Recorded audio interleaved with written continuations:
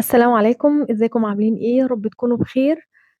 بصوا البسكوت ده تحفة، بسكوت شوفان. معمول بخليط من دقيق الشوفان مع الدقيق العادي. بس بسكوت تحفة جدا، مغذي قوي قوي وطعمه رهيب. ممكن كمان نقدمه في أعياد، في أيام عادية، في أي مناسبة. رهيب بصراحة. تابعوني لآخر الفيديو علشان نشوف عملنا البسكوت الحلو ده ازاي. بس ما تنسوش تحطوا لي لايك للفيديو وتشتركوا في القناة، وكمان اعملوا شير كتير للفيديو ده. يلا بينا على طول نشوف عملنا ايه. هجيب بولة. انا مش هعمل مقادير، انا هقول لكم هعمل ايه على طول، وهنقول المقادير واحنا شغالين. هحط فيها 250 جرام من الزبدة تكون طرية زي ما انتم شايفين كده بدرجة حرارة المطبخ. واحط كمان 150 جرام من السكر. ده سكر بني، ممكن لو مش متوفر عندك تحطي سكر ابيض عادي خالص، ومعاه معلقتين كبار من العسل الاسود. خلاص احنا كده بقى عندنا السكر البني، فمفيش مشكلة خالص. تمام. هضرب المكونات دي كلها مع بعض كويس جدا، وممكن اعمل الخطوة دي بالمضرب اليدوي، مش لازم مضرب كهربي. اضرب كويس لغاية ما احس ان القوام اختلط كويس مع بعضه وبقى كريمي شوية، اهو زي ما انتم شايفين كده. اهم حاجة اضرب شوية حلوين. خلاص. بعد كده هحط ربع كوباية من الزيت. زيت طبعا يكون طعمه كويس، ما يكونش ليه اي ريحة خالص. وبعد كده الخطوة اللي جاية دي اختياري، هحط بضاية وشوية من الفانيليا. ممكن استغنى عن البضاية، بس انا هنا بقوي القيمة الغذائية بتاعت البسكوت عشان في اطفال هتاكل منه كده. لكن انت ممكن تستغني عن البضاية خالص وما تحطيهاش. تمام. خلاص. كده الخليط او المكونات السائلة عندي بقت جاهزة. هبتدي بقى احط الدقيق في بولة. ده 400 جرام من دقيق الشوفان، عليه 200 جرام من الدقيق الاسمر، الحبة الكاملة، او دقيق عادي اللي هو الابيض الزيرو العادي. تمام. هحط ذرة كده من الملح، حوالي ربع معلقة من الملح. ومعلقة صغيرة ممسوحة من البيكنج صودا. هقلب بقى كل الخليط ده مع بعضه كويس جدا الاول. تمام. المكونات الجافة. بعد كده هجيب بقى الخليط اللي أنا عملته الأول، وهبتدي أضيف عليه الدقيق وهقلب.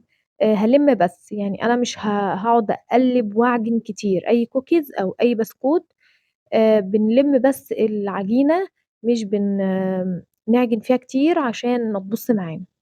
تمام. هبتدي بقى ألم كده مع بعضه لغاية ما أحس إن المكونات اندمجت تماما مع بعضها واختلطت مع بعضها كويس. تمام. الخليط في ايدي زي ما انتم شايفين كده. طبعا دي الشوفان، بعد ما بيقعد شويه صغيرين بتحسي ان العجينه مسكت نفسها، حتى لو لينه قوي بعد شويه بتمسك نفسها شويه. اهو ده شكل العجينه. شايفين؟ طريه وفي نفس الوقت متماسكه وبتتلم معايا. نعملها كوره كده ونضغط عليها اهي بتتشكل معانا بكل سهوله اهي. تمام. حلو قوي كده. خلاص احنا كده خلصنا عجينة البسكوت الجميلة السهلة الروعة زي ما انتم شايفين. هبتدي بقى ان انا اشكل البسكوت. هقول لكم على طريقتين ممكن تشكلوا بيها. نجيب قطعة من العجين ونحطها ما بين كيسين تلاجة عشان طبعا ما تلزقش معانا. وهبتدي ان انا افردها بالشكل ده. طبعا بتفرد بكل سهولة العجينة، لينة جدا وجميلة. هفردها كده بالشكل ده. هخلي السمك مش تخين، رقيق شوية. هوريكم دلوقتي حوالي 2 سنتي او اقل كمان. طبعا انا بحسس بايدي كده بالشكل ده على العجينة، عشان احس في حتة عالية حتة منخفضة اخليها كلها سوا واحد. خلاص هي اتفردت عندي اهي. شايفين العجينة جميلة ازاي؟ هبتدي بقى اجيب اي قطاعة عندي اي حاجة، وهبتدي ان انا اقطعها بالشكل ده. طبعا انت هتتحكمي في حجم البسكوتة زي ما انت عايزاها كبيرة عايزاها صغيرة براحتك. هقطع كده بالشكل ده. وبعدين هرفع كيس التلاجة بالراحة خالص من الجنب، وابتدي ان انا اشيل البسكوتة.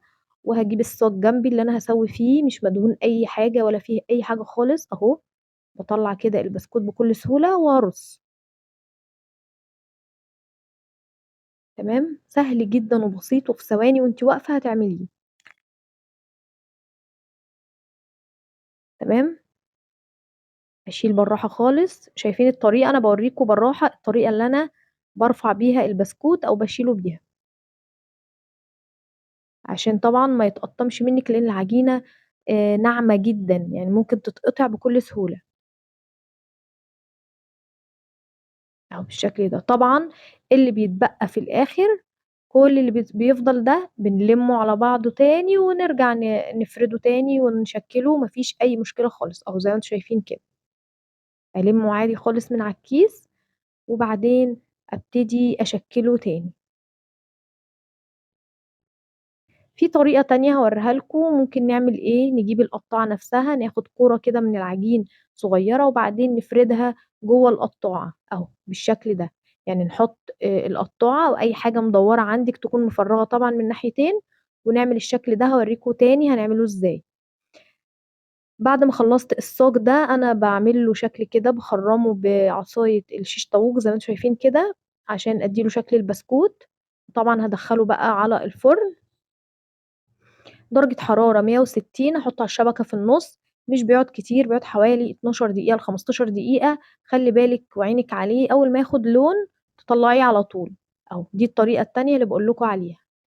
باحط القطّاعة أهو، وآخد كورة صغيّرة كده من العجينة وأفردها جوّه القطّاعة، بعد كده أطلّعها بكل سهولة أهي بالشكل ده، شايفين؟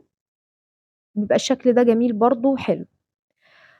خلاص كده بعد ما طلّعتهم من الفرن، شايفين واخدين اللون الحلو ده، وطبعًا لازم أسيب الصاج يبرد تمامًا، تمامًا، يعني حوالي نُص ساعة ما أحرّكش البسكوت خالص من الصاج لغاية ما يبرد تمامًا، شايفين أنا بامسكه بارد خالص إزاي، لإن البسكوت بيبقى طالع طري، طري من الفرن جدًا، فلازم أسيبه كده ينشف وياخد راحته ويبرد تمامًا، شايفين بقى، شايفين حلو إزاي؟ تحفة. متماسك وفي نفس الوقت بيتقطم كده ودايب وفظيع، وطعمه حلو أوي. ممكن تسيبيه سادة زي ما هو كده طعمه رهيب طبعًا، مش محتاج أي حاجة، وممكن نعمل له بقى شكل حلو كده وندلّعه ونحط له مثلًا شوية شوكولاتة، شوكولاتة بالحليب، شوكولاتة دارك، أي حاجة المتوفر عندِك. باخد مثلًا ضهر البسكوتة زي ما أنتم شايفين كده، وأبتدي بفرشة آخد شوية شوكولاتة وأحطهم عليها، مش لازم إن أنا أغطّسها كلّها بالشوكولاتة. يعني أحُط لمسة بسيطة كده من الشوكولاتة على الوش، عشان أحس برضه بطعم البسكوت، وممكن أسيبها سادة، وممكن فوق الشوكولاتة وهي لسه طرية أحُط شوية من المكسرات، يعني زي ما أنتِ عايزة أو زي ما أنتِ حابة. شايفين شكلهم حلو إزاي؟ شكله حلو أوي. هاوريكم كمان ممكن تعملوا الشكل المُتعارف عليه اللي هو بيبقى جاهز وبيتباع في السوبر ماركات. بعد ما الشوكولاتة بس تشِد نَفْسها على البسكوتة حاجة بسيطة خالص، أعمل لها الخطوط دي بضهر السكينة كده ما يعني ما اتّكاش على السكينة أوي، بالراحة خالص، أعمل خطوط بالطول وخطوط بالعرض كده بالشكل ده، علشان آخُد الشكل اللي أنتم شايفينه ده، شايفين حلو إزاي؟ جرّبوا البسكوت ده وهيعجبكم جدًا، وهاستنى كمان التطبيقات اللي هتعملوها تبعتوها لي زي كل مرّة، وكمان هاستنى تعليقاتكم الحلوة اللي بتفرّحني. ما تنسوش بقى اللايك والاشتراك في القناة وكمان شير كتير للفيديو، أشوفكم على خير إن شاء الله، مع ألف سلامة.